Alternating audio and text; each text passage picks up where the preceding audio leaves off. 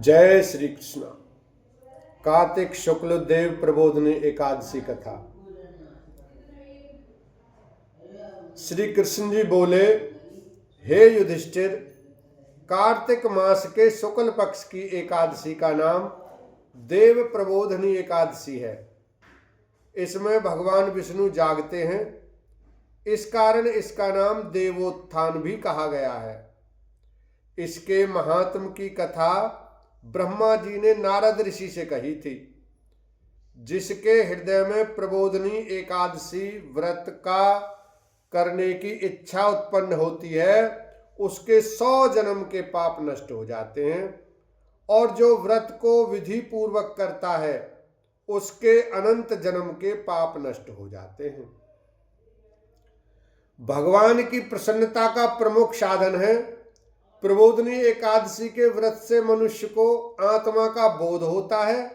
जो इस व्रत से विष्णु जी की कथा सुनते हैं, उन्हें 7 दीपों के दान करने का फल मिलता है। जो कथावाचक की पूजा करते हैं वह उत्तम लोकों को प्राप्त करते हैं। कार्तिक मास में जो तुलसी द्वारा भगवान का पूजन करता है, उसके 10,000 जन्म के पाप नष्ट हो जाते हैं। जो पुरुष कार्तिक में वृंदा का दर्शन करते हैं, वह 1000 युग तक एक बैकुंठ में निवास करते हैं। जो तुलसी का पेड़ लगाते हैं, उनके वंश में कोई निसंतान नहीं होगा। जो तुलसी की जड़ में जल चढ़ाते हैं, उनका वंश सदैव फलता फूलता रहता है। जिस घर में तुलसी का पेड़ हो, उसमें सर्प देवता निवास करते हैं। यमराज के दूत वहां स्वप्न में भी नहीं विचरते। जो पुरुष तुलसी वृक्ष के पास श्रद्धा से दीप जलाते हैं, उनके हृदय में दिव्य चक्षु का प्रकाश होता है।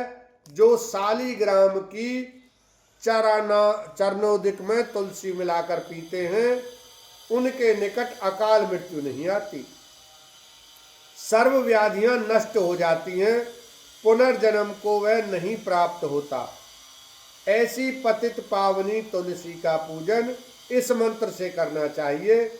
ओम श्री वृंदाय नमः, ओम श्री वृंदाय नमः।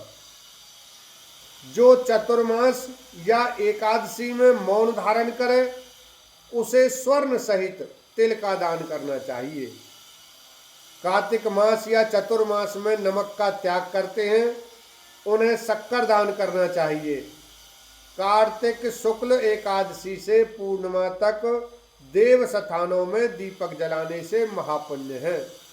बुद्धिमान पुरुष सारा कार्तिक को यहीं नदी तट इत्यादि पूज्य स्थानों में दीपक जलाते हैं। देव प्रबोधनी एकादशी महात्म्य सुनने से अनेक गौदान का फल मिलता है। फलाहार है इस दिन का। इस दिन काचरे का सागर लिया जाता है। बोलो नारायण नारायण नारायण। श्री कृष्ण भगवान की जय। राधा रानी की जय।